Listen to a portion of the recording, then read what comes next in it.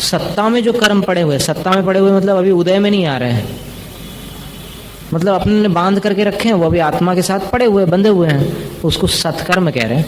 तो उस सत्कर्म, वो व्यवहारिक भाषा में सत्कर्म का मतलब क्या है? अच्छे काम। यहाँ पर सत्कर्म का अर्थ अच्छे काम मत लगा लेना, जहाँ जो प्रकरण है वहाँ पर वैसे ही अर्थ निकालना।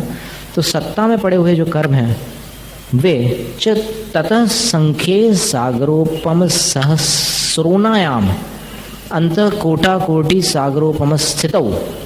अंत कोटा कोटि सागर में संख्यात सागरोपम 1000, मतलब संख्यात 1000 सागरोपम, 1000, 2000, 3000, 4000, संख्यात 1000 सागरोपम कम कर लो उसमें से। अंत कोटा कोटि तो नवीन बंद हो रहा है, और सत्ता में जो पड़े हैं वो अंत कोटा कोटि से भी संख्यात 1000 सागर कम स्थिति वाले हैं। ऐसी अगर अवस्था बन रही है किसी की, स्थितो स्थापितेषु, और वो क्या है कि अपने अंदर के जो पुरुषार्थ हैं उसके द्वारा सत्ता में पड़े हुए कर्मों की स्थिति इतनी घटा करके वहां स्थापित कर देते हैं उसको, तो ऐसे जीव में प्रथम सम्यक्त योग्यो भवति, वह जीव प्रथम सम्यक्त के योग्य बन जाता है। अपरा काल लब्धिर्भावापेक्षा, एक तीसरी काल लब्धि और है। देखो काल लब्धि कितनी प्रकार की बता रहे हैं। पहली काल लब्धि तो वो कि भगवान ने जान लिया कि तुम्हारा अर्ध पुद्गल परिवर्तन काल है संसार में, तो अब तुम मतलब अब वैलिड हो गए, MBBS कर लिया तो दवाखाना खोल सकते हैं, उसके पहले नहीं खोल सकते, उसके बाद भी इंटर्नशिप और हाउस जॉब करना पड़ता। और इसी प्रकार इतना तुमने संसार भ्रमण कर लिया, अब आधा पुद्गल परिवर्तन बचा है, तो अब तुम कभी भी सम्यक दर्शन प्राप्त कर सकते हो। पहली। दूसरी काल लब्धि क्या थी? कर्म स्थिति का, कर्मों की स्थिति को लेकर के थी। एक आने वाले कर्मों की स्थिति अंत कोटा कोटि, और फिर जो अंदर बंधे हुए कर्म पड़े हैं उनकी स्थिति संख्यात 1000 सागर कम अंत कोटा कोटि। इतनी सी बात है, ये दूसरी काल लब्धि। तीसरी काल लब्धि कैसी है? भवापेक्षा, कैसा भाव होना चाहिए उसके, उसकी अपेक्षा से। भव्य पंचेन्द्रिय संज्ञी पर्याप्तक सर्वविशुद्ध प्रथम सम्यक्तम उत्पादयति। कैसा जीव प्रथम सम्यक्त उत्पन्न करता है? आचार्य कहते हैं कि भव्य होता है वो, पंचेंद्रिय होता है, और कैसा होता है? संज्ञी, सैनी पर पंचेंद्रिय होता है, और कैसा होता है? पर्याप्तक, पर्याप्तक भी होता है। और इतना होने से हो जाएगा क्या? नहीं बोले, पांच बातें जरूरी है उसमें, याद रखने योग्य है ये 5 चीजें। जिस जीव को सम्यक्त प्राप्त होता है उसमें ये 5 क्वालिफिकेशंस होने चाहिए। पहला, भव्य होना चाहिए, नंबर 1। जो लिख रहे हैं लिख सकते हैं। सम्यक दृष्टि बनने वाला जीव 1 नंबर पर भव्य होना चाहिए। दूसरा, पंचेंद्रिय होना चाहिए। तीसरा, सैनी होना चाहिए, मन वाला। चौथा, पर्याप्तक होना चाहिए। और 5वां जो है वो सबसे कठिन काम है, सर्वविशुद्ध। सर्वविशुद्ध होना चाहिए, यानी उसके भाव उसको सम्यक्त्व तक पहुंचा सके, ऐसे भाव वाला होना चाहिए। होगा तो मिथ्या दृष्टि, क्योंकि कोई भी जीव पहली बार सम्यक दर्शन प्राप्त करेगा तो फिर कौन सा गुणस्थान होगा उसका? मिथ्यात्व। तो उसको सर्वविशुद्ध होना भी अनिवार्य है। ऐसा जीव प्रथम सम्यक्त्व को उत्पादित कर लेता है। आदि शब्देन जाति स्मरणादि परिगृह्यते। आदि शब्द द्वारा जाति स्मरण आदि को भी इसमें सम्मिलित कर लिया जाता है। आदि शब्द कहाँ है? ऊपर आया है। काल लब्ध्यादि निमित्तवश, निमित्तत्वात् आया ना दूसरे पैराग्राफ में, दूसरी पंक्ति। काल लब्ध्यादि निमित्तत्वात्, काल लब्धि आदि के निमित्त से। आदि शब्द से क्या लेना? तो जाति स्मरण आदि, पूर्व जन्म का स्मरण होने पर भी जीवों को सम्यक दर्शन होता है। कृत्स्नस्य मोहनीयस्योपशमाद औपशमिकं चारित्रम, संपूर्ण मोहनीय कर्म का उपशम हो जाए, माने पूरे दर्शन मोहनीय, चारित्र मोहनीय की 28 प्रकृतियां एकदम शांत हो जाए, उपशांत हो जाए, तब औपशमिक चारित्र होता है। ठीक है। तत्र सम्यक्त साधौ वचनम तत्पूर्वकत्वात् चारित्रस्य। सूत्र में चारित्र और सम्यक्त 2 शब्द है ना, लेकिन पहले कौन सा शब्द है? सम्यक्त। क्यों? क्योंकि सम्यक भी सम्यक चारित्र का कारण है। सम्यक न हो तो फिर चारित्र को सम्यक चारित्र नहीं कहेंगे, इसलिए इस प्रकार ये सूत्र यहाँ पूर्ण होता है। यक्षाइको भावो नवविध उद्दिष्टस तस्य भेद स्वरूप प्रतिपादनार्थमाह। अब ये बहुत मजेदार बात है यहाँ पर। जो क्षाइक भाव 9 प्रकार का कहा है, उसके भेद और उसका स्वरूप प्रतिपादित करने के लिए आचार्य उमा स्वामी कहते हैं, ज्ञान दर्शन दान लाभ भोगोपभोग वीर्याणि च। ज्ञान दर्शन दान लाभ भोग उपभोग और वीर्य, च शब्द दिया है। च शब्द यानी पिछले सूत्र के सम्यक और चारित्र भी, जो औपशमिक भाव के 2 भेद थे ना, वो क्षाइक भी होते हैं। सम्यक भी क्षाइक होता है और चारित्र भी क्षाइक होता है। तो इस प्रकार 9 भाव हो गए। देखो गिनो, पुस्तकें हैं सबके पास। अगर एक पुस्तक हो तो उनके आजू बाजू बैठ जाओ। देखो, लाभ लेना चाहिए। परस्पर उपग्रह जीवाना, जीवों को एक दूसरे का भला करना चाहिए। तो यहाँ पर एक भी पुस्तक नहीं है। अभी बहुत सारी पुस्तकें थी, उसका क्या हुआ? अंदर भी रखी हुई थी। नहीं ठीक है, आप लोग तो रखो, आप लोग तो स्टडी के हिसाब से ठीक है। तो दोनों एडजस्ट हो जाओ तो फिर तो भी अच्छा है। ये ले लीजिए। ग्रंथ सामने हो ना तो फिर पढ़ने में आनंद आता है थोड़ा। देखो, वो जो एक ग्रंथ वहां पर है तो फिर उसमें जितने लोग लाभ ले सकते हो ले लो। तो क्या है कि हम पढ़ाते जा रहे हैं, आप मुंह ताकते जा रहे हैं और जितनी बात आ रही है समझ में सो आ ही रही है, ठीक है, बाकी तो ठीक है। तो जो क्षाइक भाव 9 प्रकार का कहा गया है, उसके भेद और उसका स्वरूप प्रतिपादित करने के लिए सूत्र है चौथा। तो उसमें च शब्द आया है, तो पिछले सूत्र में जो सम्यक और चारित्र है उसको और जोड़ लेना इसमें। और इस सूत्र में क्या क्या है? ज्ञान। तो क्षाइक ज्ञान 1, क्षाइक दर्शन 2, क्षाइक दान 3, क्षाइक लाभ 4, क्षाइक भोग 5, क्षाइक उपभोग 6 और क्षाइक वीर्य 7 और च शब्द से क्षाइक सम्यक 8 और क्षाइक चारित्र 9। ये 9 क्षाइक भाव होते हैं। औपशमिक भाव कितने होते हैं? 2 ही होते हैं। अब भी तो पढ़े थे अपन ने। कौन से 2? सम्यक और चारित्र। ये भाव अगर अपन अच्छे से याद कर लो ना तो फिर किसी के सामने हाथ नहीं जोड़ेगा कि पंडित जी हमें समझाओ जरा। कुछ नहीं, आप पढ़ लो इसमें से। ज्ञान सागर महाराज बोलते थे कि सर्वार्थ सिद्धि 108 बार पढ़ लो, किसी के पास जाने की जरूरत नहीं है, यहीं सब कुछ मिल जाएगा तुम्हें। च शब्द सम्यक चारित्रानुकर्षणार्थ है। च शब्द जो दिया है वो सम्यक और चारित्र का अनुकर्षण करने के लिए। अनुकर्षण का मतलब क्या होता है? कि उनको आकृष्ट करने के लिए, पिछले सूत्र से यहाँ खींचने के लिए, ये उसका अर्थ है। खींचने का मतलब रस्सी लेकर खींचने की बात नहीं है, यहाँ पर उसको ऐड करने के लिए। भावार्थ ग्रहण करना चाहिए, नहीं तो फिर खींचने का अर्थ आप दूसरा लगा लो। हाँ, इनके साथ मिला लेना। ज्ञानावरण से अत्यंत क्षयात, ज्ञानावरण के अत्यंत क्षय से केवल ज्ञानम क्षाइकम, केवल ज्ञान जो होता है वो कौन सा होता है? क्षाइक भाव होता है। तथा केवल दर्शन, उसी प्रकार दर्शनावरण के अत्यंत क्षय से केवल दर्शन होता है, वो भी क्षाइक भाव है। दानांतरायस्य अत्यंत क्षयाद अनंत प्राणी गणानुग्रह करम क्षाइकम अभयदानम। दानांतराय के अत्यंत क्षय से अनंत प्राणियों के समूह का अनुग्रह करने वाला जो क्षाइक अभयदान होता है वो भी क्षाइक भाव है। थोड़ा शार्प होता ना। अभयदान, अनंत प्राणियों को अभय देने वाला, ये क्षाइक हो गया। लाभांतरायस्याशेषस्य निरासात, लाभांतराय का अशेष यानी पूरा, निराश यानी नाश होने के कारण परित्यक्त कवलाहार क्रियाणां केवलिनाम, छोड़ दिया है कवलाहार की क्रियाओं को जिनने, ऐसे केवली भगवंतों के पास। यतः, चूंकि शरीर बलाधान हेतवोन्य मनुजा साधारणाः परम शुभाः सूक्ष्माः अनन्ताः प्रतिसमयं पुद्गलाः संबंधमुपयान्ति स क्षायिको लाभः। शरीर के बलाधान में हेतुभूत यानी शरीर को स्थिर करने में जो निमित्त रहते हैं, ऐसे अन्य मनुजा साधारण, बाकी मनुष्यों को न प्राप्त होने वाले। असाधारण का मतलब क्या होता है? जो सबके पास नहीं है।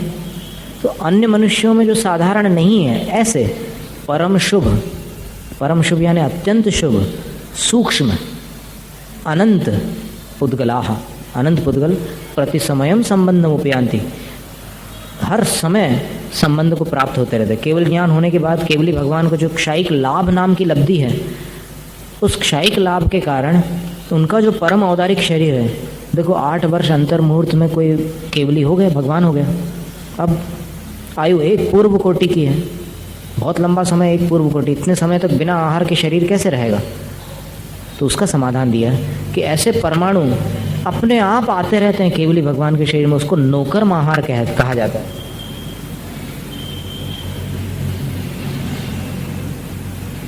तो परम शुभ परमाणु आते हैं, वो सूक्ष्म होते हैं और शरीर में संबंध को प्राप्त कर लेते हैं। ये क्षायिक लाभ हो गया। फिर कृत्स्नस्य भोगांतरायस्य, संपूर्ण भोगांतराय कर्म का तिरोभावात, तिरोभाव होने के कारण, विनाश होने के कारण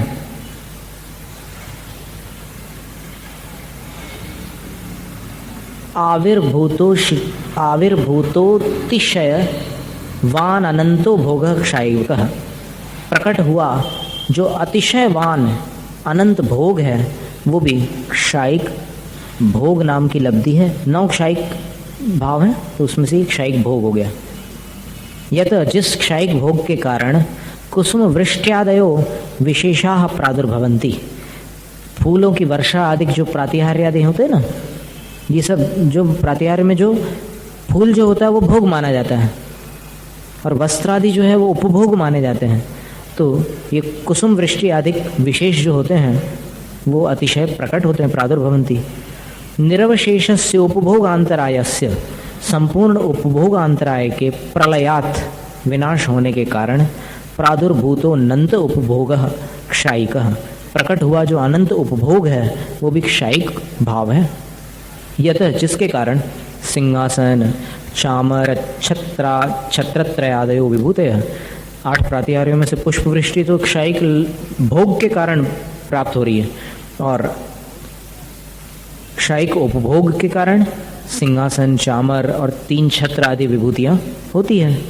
वीर्यांतरायस्य कर्मणः, वीर्यांतराय कर्म के अत्यंत क्षयाद आविर्भूतम अनंत वीर्यम क्षायिकम, वीर्यांतराय कर्म के अत्यंत क्षय से प्रकट हुआ जो अनंत वीर्य है, भगवान के पास अनंत शक्ति है ना, वो भी क्षायिक है। पूर्वोक्तानाम सप्तानाम प्रकृतिनाम, अब देखिए अपन अनंत चतुष्टय बोलते हैं, लेकिन यहाँ पर अनंत नव है, नवक, ये 9 भाव है अनंत। आप देखिए हर जगह केवल ज्ञान केवल दर्शन, ये भी अनंत दर्शन अनंत ज्ञान है, और उसके आगे भी जितने विशेषण देखिए,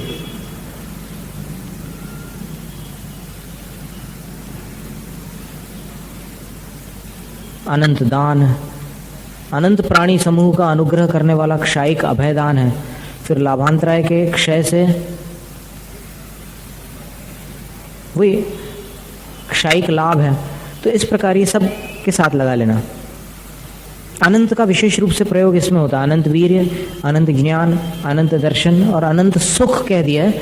वैसे सुख इसमें दिया नहीं है, इसमें सुख का उल्लेख नहीं किया है, क्योंकि सुख तो वीतराग हो जाने पर सुख ही सुख रहता है, फिर दुख का सवाल नहीं होता। और फिर प्रवचन सार ग्रंथ के पहले अध्याय में बताया कि ज्ञान पूर्ण हो जाए तो फिर सुख ही सुख है, फिर दुख का सवाल ही पैदा नहीं होता। अधूरा ज्ञान ही दुख का कारण है। साथ में मोह और जोड़ लेना। पूर्वोक्तानाम सप्तानाम प्रकृतिनाम अत्यंत क्षयात क्षायिकम सम्यक्त्वम, पहले जो बतलाई थी ना पिछले सूत्र में 7 प्रकृतियां, कौन सी? अनंतानुबंधी क्रोध मान माया लोभ, फिर सम्यक प्रकृति, मिथ्यात्व प्रकृति और सम्यक मिथ्यात्व प्रकृति, इन 7 प्रकृतियों के अत्यंत क्षय से क्षयिक सम्यक होता है। चारित्रम अपि तथा, चारित्र भी उसी प्रकार पिछले सूत्र में बताया था ना कि 28 मोहिनी कर्मों की पूरी प्रकृतियों का क्षय हो जाए, सब चारित्र मोहिनी की कर्म प्रकृतियां क्षय को प्राप्त हो जाए तो क्षयिक चारित्र होता है। यदि क्षयिक दानादि भाव कृतम अभयदान आदि सिद्धेषु भी तब प्रसंग है। अब कोई शंका करता है कि यदि क्षयिक दानादिक के अस्तित्व से अभयदान आदि किए गए हैं, मतलब केवली भगवान के पास जो क्षयिक दान आदि है ना, उसके कारण अभयदान आदि हो रहा है, अगर ऐसा मानोगे तो सिद्धेश्वर भी तत्प्रसंग, सिद्धों में भी फिर ये सब होना चाहिए। वहाँ सिद्ध भगवान जहाँ सिद्ध शिला के ऊपर तनुवात वलय में विराजमान है, तो वहाँ भी किसी जीव का हनन आदि नहीं हो सकता, वहाँ भी अभयदान होना चाहिए। तो शंकाकार का समाधान करते हुए आचार्य पूज्यपाद स्वामी कहते हैं नहीं शिदोष, ऐसा नहीं है, क्योंकि शरीर नाम तीर्थकर नाम कर्मोदयाद्यपेक्षत्वात् तेषाम तदभावे तदप्रसंगः। क्योंकि ये जो क्षयिक दान आदि हैं, इसमें कुछ सहयोगी की अपेक्षा होती है। जैसे बहुत अच्छा वक्ता है और 50,000 की पब्लिक को संबोधित करना है, तो बोलने में कोई कमी नहीं है, सारी चीज़ें, ज्ञान भी उसके पास है, तबीयत भी बराबर है, आवाज़ में भी खराश नहीं है, सब सही चल रहा है, लेकिन क्या वो लाभ दे सकता है? उसके लिए क्या लगेगा? Sound system. ये दृष्टांत दे रहे हम कि साउंड सिस्टम हो तो फिर सब तक आवाज़ जा सकती है। उसी प्रकार ये क्षयिक दान आदि तब कार्यकारी होते हैं, सिद्ध भगवान के पास शरीर नहीं है,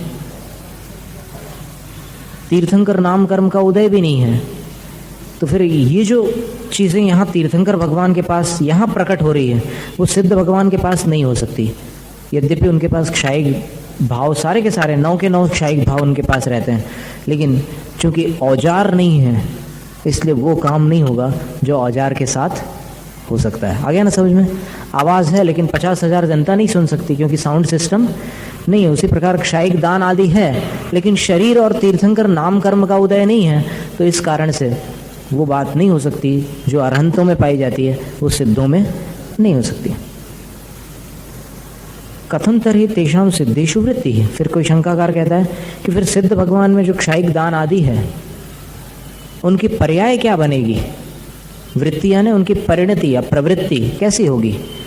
तो आचार्य उत्तर देते हैं परमानंदाव्याबाध रूपेण तेषाम तत्र वृत्ति। परम आनंद और अव्याबाध रूप से ही उन क्षयिक भावों की तत्र यानी उन सिद्ध परमेष्ठियों में वृत्ति परिणति होती है, प्रवृत्ति होती है।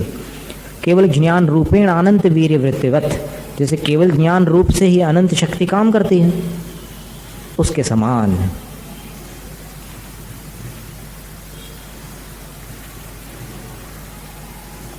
अब इसमें जो पंडित जी ने इसका कुछ विस्तार किया विशेषार्थ में, विशेषार्थ देखा हाँ, उसमें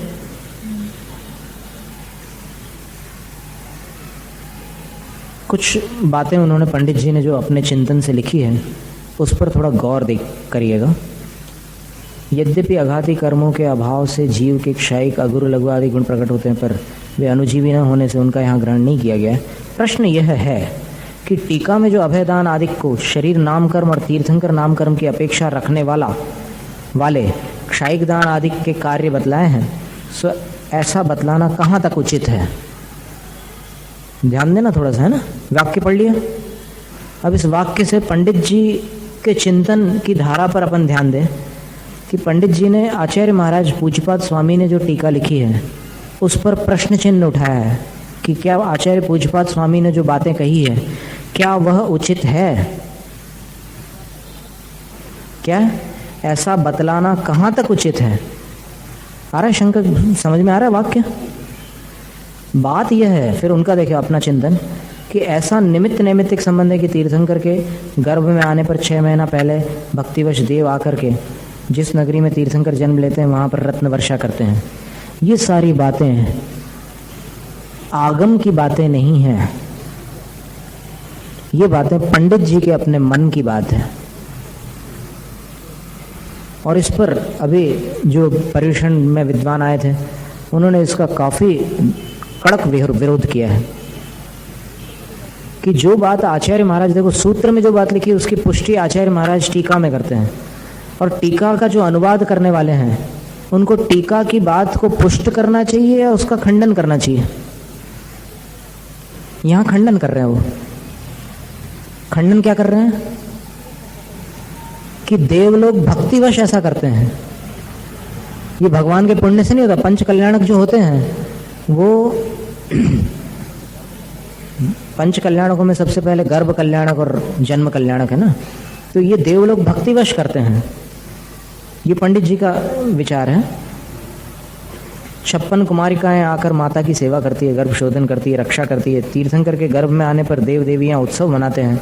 जन्म, तप, केवल और निर्वाण के समय भी ऐसा ही करते हैं। केवल ज्ञान होने के बाद समवसरण की रचना करते हैं, कुसुम वृष्टि करते हैं आदि। इसलिए मुख्यतः ये अभयदान आदि देवादिकों की भक्ति और धर्मानुराग के कार्य हैं। देखो क्या निर्णय लिया उन्होंने।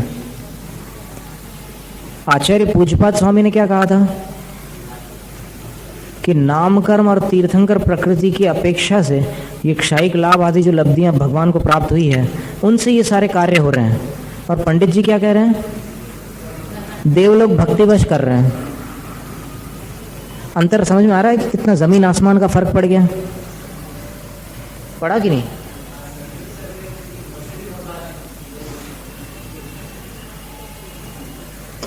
शरीर नामकर्म और तीर्थंकर नाम कर्म की अपेक्षा रखने वाले क्षायिक दान आदि के नहीं। देखो दे दिया फैसला, हो गया जजमेंट फाइनल, मैजिस्ट्रेट का फैसला हो गया।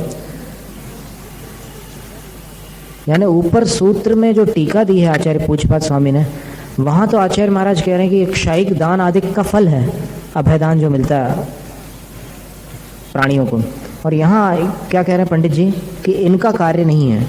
फिर भी इन अभयदान आदि को उपचार से इनका कार्य कहा है, उपचार से।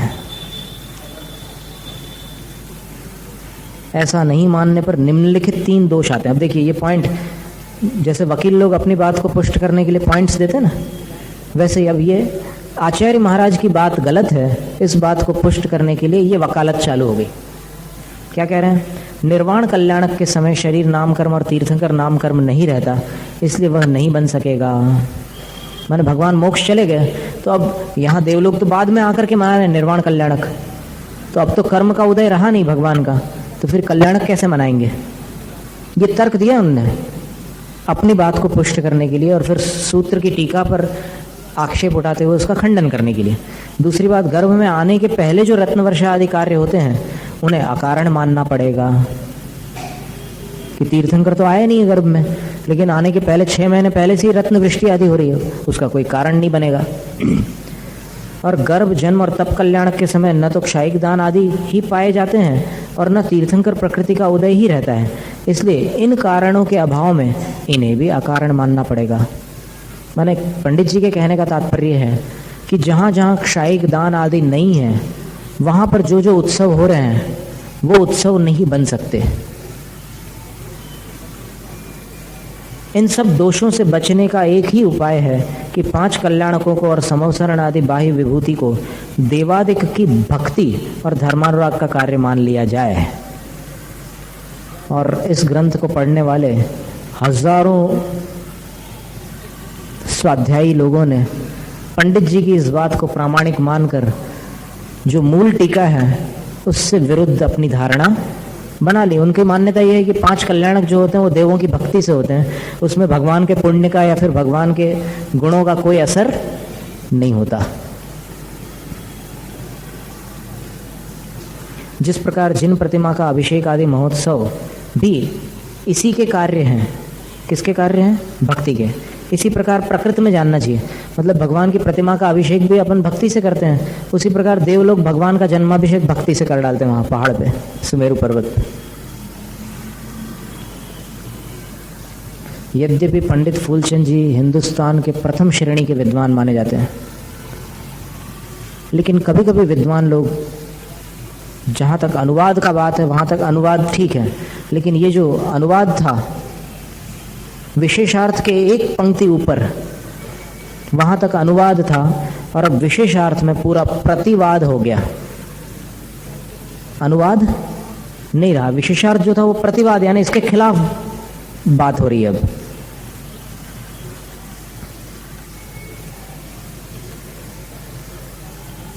इस पर यह प्रश्न होता है कि उक्त कार्य भले ही देवादिकों की भक्ति और धर्मानुराग वश होते हों, पर जन्म कल्याण के समय जो घंटा नाद आदि कार्य विशेष होते हैं उनका कारण तो धर्मानुराग और भक्ति नहीं है। देखो क्या बहुत बारीक है ना, पढ़े लिखे हैं विद्वान।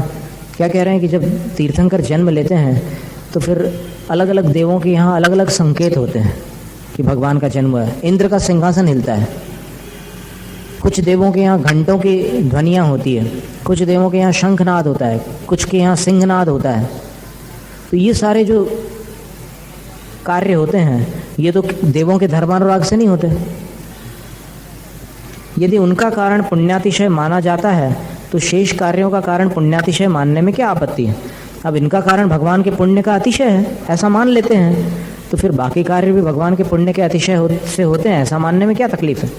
तो अच्छा ये क्या कह रहे हैं पंडित जी, समाधान यह है कि जिस प्रकार एक अवसर्पिणी या उत्सर्पिणी में 24 तीर्थंकर, 12 चक्रवर्ती, 9 नारायण, 9 प्रतिनारायण और 9 बलभद्र आदि के होने का नियम है, यह कर्म विशेष का कार्य नहीं है। उस काल के साथ ऐसा ही निमित्त नैमित्तिक संबंध है। ये निमित्त नैमित्तिक संबंध एक ऐसा शब्द है कि इसके सही रहस्य को न जानने वाला इस शब्द को सुनते ही साथ उलझ जाता या फिर सीधा सिर हिला देता बिना सोचे समझे कि हाँ ठीक है चलो निमित्त नैमित्तिक संबंध है। ऐसा ही निमित्त नैमित्तिक संबंध है कि इस काल में यह कर्म विशेष का कार्य नहीं, उस काल के साथ ऐसा ही निमित्त नैमित्तिक संबंध है कि इस काल में इतने तीर्थंकर, इतने चक्रवर्ती आदि ही होंगे, न्यूनाधिक नहीं। इसी प्रकार तीर्थंकर के जन्म काल के साथ ऐसा ही निमित्त नैमित्तिक संबंध है कि इस समय अमुक स्थान के अमुक प्रकार के बाजे बजेंगे। अब बताइए, तो फिर सारी दुनिया में जो कुछ होता है उसको ऐसा ही मान लो ना, क्या तकलीफ है कि उस समय ऐसा ही होगा, ऐसा मान लो ना। फिर बाकी सारी चीज़ों को इतना लंबा चौड़ा स्वाध्याय करने की आवश्यकता क्या है, इतने में तो सब समाधान हो गया। इसलिए इसे कर्म विशेष का कार्य मानना उचित नहीं है। कर्म की अपनी मर्यादाएं हैं, उन तक ही वह सीमित है। अब इनका कहना यह भी है कि जो इष्ट सामग्री मिलती है वो पुण्य से नहीं मिलती है, वो अपने पुरुषार्थ से मिलती है। अब सवाल ये होता है कि धन्य कुमार के बगीचे से जो घड़े निकले वो कैसे निकले, जो सिक्कों के घड़े में निकले ना बगीचे से, वो कैसे निकले। तो फिर उनका जवाब ये होगा कि उस समय वैसा होना ही था इसलिए निकल आया। भक्तामर प्रवचन जो सौराष्ट्र से छपे हैं उसमें एक जगह लिखा है कि शील के प्रभाव से, सीता के शील के प्रभाव से अग्नि का जल बन गया। ऐसा उपचार कथन है, वही भाषा है बिल्कुल सेम, ऐसा औपचारिक कथन है। वास्तव में तो उस समय अग्नि के जल बनने का कुदरती योग था, ये शब्द लिखा है, कुदरती योग। अब ये कुदरती योग क्या बोला है जैन सिद्धांत में, जैन धर्म में, जैन शास्त्रों में ये कुदरती योग नाम की वस्तु किसको कहा जाए। तो इसमें क्या होता है कि जनता भ्रमित हो जाती है और फिर ऐसी धारणा बना करके फिर अपने अंदर बस समीचीन सत्य से वंचित रह जाती है। कर्म की मर्यादाएं बता दी। अब क्या होता है कि पढ़ने वालों को ऐसा लगता है कि इतने बड़े विद्वान सिद्धांत शास्त्री जिन्होंने 16 किताबें धवला की, महाधवला की और फिर जय धवला की, पूरी अनुदित की, मतलब जिसका अनुवाद उन्होंने किया, तो ये कहीं गलती नहीं कर सकते। अब यही भ्रांति टोडरमल जी के बारे में भी हुई लोगों को कि टोडरमल जी ने कर्मकांड, जीवकांड, लब्धिसार, क्षपणासार, आत्मानुशासन, त्रिलोकसार, ऐसे बड़े बड़े ग्रंथों का अनुवाद किया कि उनसे कभी भूल हो ही नहीं सकती। जबकि उमा स्वामी महाराज क्या कह रहे हैं, 357 सूत्र लिखने के बाद अंत में कहते हैं अक्षर मात्र पदस्वर हीनम व्यंजन संधि विवर्जित रेफम साधु भिरत्र मम क्षमितव्यम, मुझे क्षमा करना। कौन विमुह्यति शास्त्र समुद्र, शास्त्र सागर है, समुद्र है, इसमें किससे भूल नहीं हो जाती। लेकिन इन्होंने क्या कर दिया कि जो शास्त्र है उसको गलत मान करके अपनी नई प्ररूपणा कर ली। तो इनके जितने भी विद्यार्थी है वो यही मानते हैं कि कुछ भी पुण्य से नहीं होता। क्या होता है? सब पुरुषार्थ से होता है।